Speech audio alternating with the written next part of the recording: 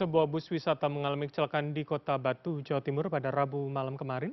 Remblong diduga menjadi penyebab awal kecelakaan yang menewaskan 4 orang ini.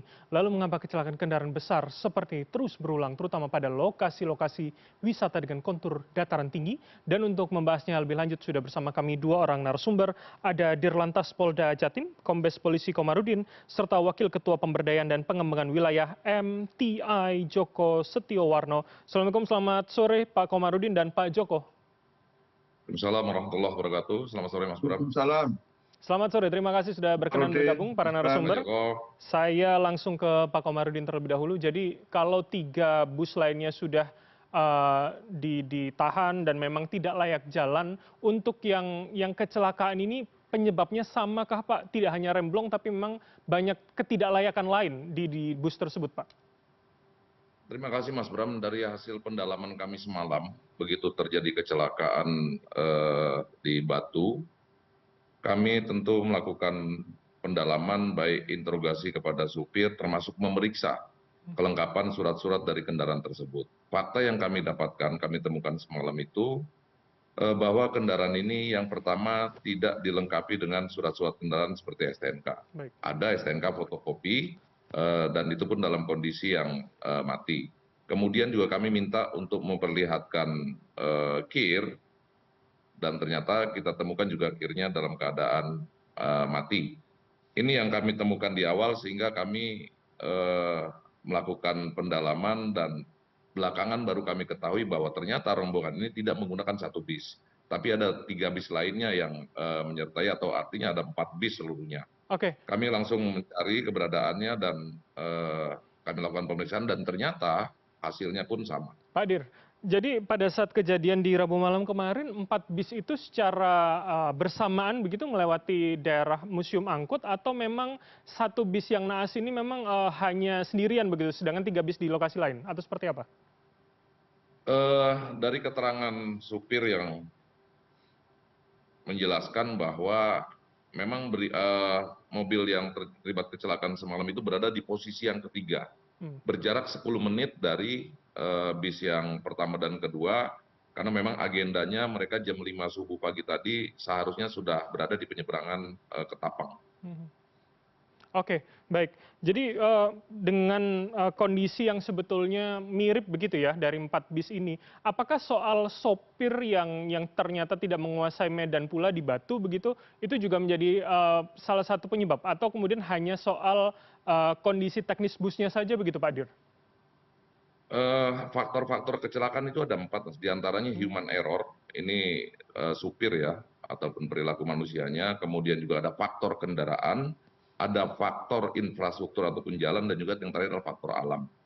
Nah, dari semuanya ini yang saat ini sedang kita dalami, hingga setiap kendaraan yang terlibat kecelakaan juga kami datangkan ya, ahli dari Dinas Perhubungan untuk mengecek ataupun ramcek kelaikan dari kendaraan, khususnya kendaraan umum yang digunakan oleh masyarakat.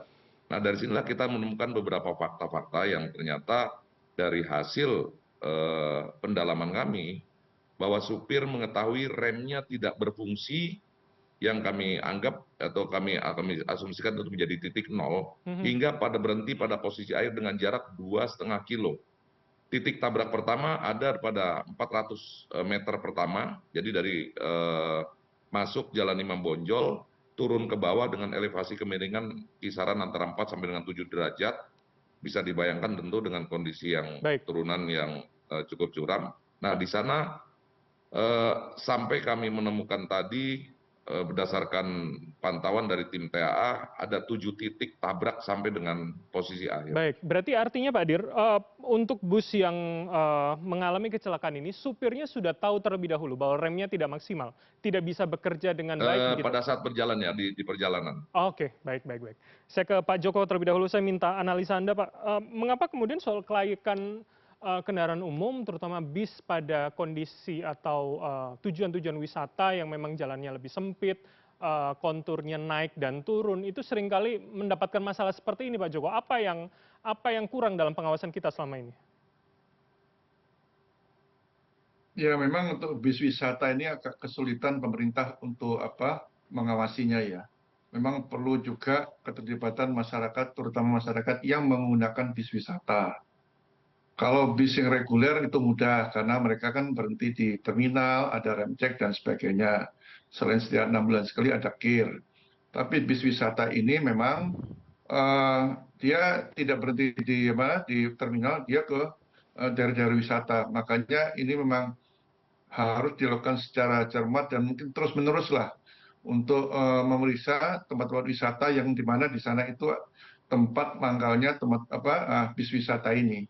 Hmm. Selain itu juga perlu keterlibatan masyarakat. Masyarakat ini kan senangnya cari yang murah, Oke. tapi mereka tidak berpikir bahwa itu sangat merugikan mereka juga yang tidak mendapatkan kendaraan yang benar-benar berkeselamatan. Dan jelas ini kendaraannya kami sudah lihat datanya tidak terdata, kemudian kirnya juga sudah lama tidak dilakukan, berarti ini memang tidak boleh dijalankan. Artinya pelanggarannya itu tidak hanya sopirnya saja, tapi sebenarnya pemilik usahanya juga harus diperkarakan dan harus sampai pengadilan. Mhm. Kalau tidak, ya terulang kembali seperti ini, biar ada efek jerah bagi pengusaha-pengusaha yang nakal seperti ini. Oke, itu artinya cukup dengan kasus ini atau kemudian perlu semacam class action begitu untuk kemudian agar ya ini runut dan tuntas, tidak hanya kemudian bisnya saja, tapi kemudian siapa yang ada, siapa pemiliknya itu juga juga bisa kita ini, Pak Joko. Ya, itu harus dikenakan, diperkarakan gitu kan. Termasuk kadang-kadang ada EO atau panitianya itu dikenakan juga biar Mhm. kapok gitu kan, biar ada efek jerahnya. Ini kadang-kadang panitia-panitia tuh suruh bayar tapi dia juga cari keuntungan mencari bis-bis yang yang tidak standar lah, tidak berkeselamatan seperti ini. Itu sering terjadi gitu. Mhm. Jadi tidak hanya supir, supir itu hanya menjalankan sebenarnya dia kan. Cuman kadang-kadang supir ini juga kita kesulitan sekarang para pengusaha itu mencarikan supir-supir yang profesional karena sekarang profil sopir-sopir seperti ini kan tidak punya kita nggak punya upah standar untuk pengemudi itu yang jadi persoalannya sehingga kalau bis wisata ini mereka lebih banyak mendapatkan penghasilan itu biasanya dari tempat-tempat kuliner dan tempat wisata kuliner yang paling banyak ya tapi secara umum memang standarnya memang rendah dia untuk penghasilan mereka makanya mereka tidak mau dua pengemudi pengennya satu padahal sebenarnya kalau perjalanan jauh seperti harusnya dua pengemudi umpamanya saya nggak tahu apakah ini satu atau dua ya Mhm. karena itu berpengaruh pada tingkat kelelahan juga Oke. termasuk juga tempat-tempat wisata ini juga sudah disarankan agar menyediakan tempat istirahat buat pengemudi ini juga banyak tempat wisata masih bandel belum menyediakan itu meskipun itu sudah ada edaran dari Kementerian Pariwisata dan ekonomi kreatif lah Baik. pada kementerian yang lalu ya Ya, Pak sudah ada Joko. Jadi edarannya. artinya sebetulnya apa yang kemudian bisa kita lakukan sebagai masyarakat begitu sebelum menggunakan kendaraan-kendaraan wisata? Seberapa perlu kita mengecek soal hal-hal teknis tadi supaya memang tidak terlambat begitu baru berjalan seperti Pak Dir tadi katakan ternyata supirnya baru tahu kalau ternyata remnya tidak maksimal begitu Pak Joko. Ya tentunya sebagai pengguna ya yang jelas tuh walaupun dia satu hari minta pengemudinya tuh dua karena kan sudah aturan bahwa dia 8 jam itu biasanya jam 4 pagi mereka sudah siap ya kalau sudah di atas jam 12 itu sering kecelakaan kalau supirnya satu. Kemudian harus dicek ada kirnya nggak kendaraan itu. Ya setelah ada kir apakah dia ada izinnya itu aja yang sederhana Mhm. dicarikan dan diminta supirnya yang memang dia tahu medan atau lokasi yang akan dilewati rutenya harus tahu juga. Kalau nggak kan banyak kejadian ada kejadian juga beberapa hanya mengandalkan Google Map ternyata dia masuk ke kawasan hutan jalannya makin sempit. Nah ini makanya risiko perjalanan perlu diberikan oleh pengusaha pariwisata sebenarnya gitu. Oke, baik baik. Jadi harus rewel lah pengguna itu ya. Mhm. Jadi jangan cari yang murah gitu, Oh iya, tapi oke. tidak berkeselamatan Oke, jadi kendaraannya. mau repot di awal begitu ya soal kelayakan seperti ini dan standarnya. Pak Dir, terakhir ke Anda Pak. Terakhir bagaimana koordinasi dengan di Supula untuk menjadi evaluasi bahwa harapannya tentu tidak akan ada lagi kejadian seperti ini. Mengingat Jawa Timur punya banyak tempat wisata, wisata alam, liburan religi itu kan juga menjadi potensi didatangi kendaraan besar seperti ini, Pak Dir. Betul Mas Bram. Jadi insya Allah 2-3 bulan ke depan kita juga sudah akan memasuki libur lebaran ya, operasi ketupat. Jawa Timur sebagai daerah destinasi tertinggi dan juga daerah asal tertinggi dalam pengamatan dari Kementerian Perhubungan setiap ada liburan. Ini tentu menjadi perhatian khusus bagi kita semua ya. Titik-titik ataupun spot yang menjadi destinasi wisata ini akan menjadi perhatian khusus, termasuk apa yang kita lakukan untuk analisa, kajian, pengamatan sampai dengan faktor kantong parkir, ketersediaan seperti yang tadi disampaikan Pak Joko, ketersediaan dari sarana tempat istirahat, ini juga menjadi atensi pada saat operasi lilin kemarin yang alhamdulillah bisa berjalan dengan lancar. Tentu ini juga perlu melibatkan seperti yang disampaikan tadi seluruh elemen. Artinya empati dari semua pengguna jalan mulai dari pejalan kaki, kemudian juga pengendara-pengendara yang kalau kita lihat ada hal-hal yang mungkin kurang pas dalam situasi berkendara, ini juga harus kita galakkan lagi. Sehingga tentu harapan ke depan kita mampu menekan angka kecelakaan dengan tingkat fatalitas dalam ini juga menjadi perhatian ataupun hal yang harus kita utamakan. Oke, baik. Tentu harapan kita bersama tidak akan ada lagi kejadian seperti ini. Terima kasih.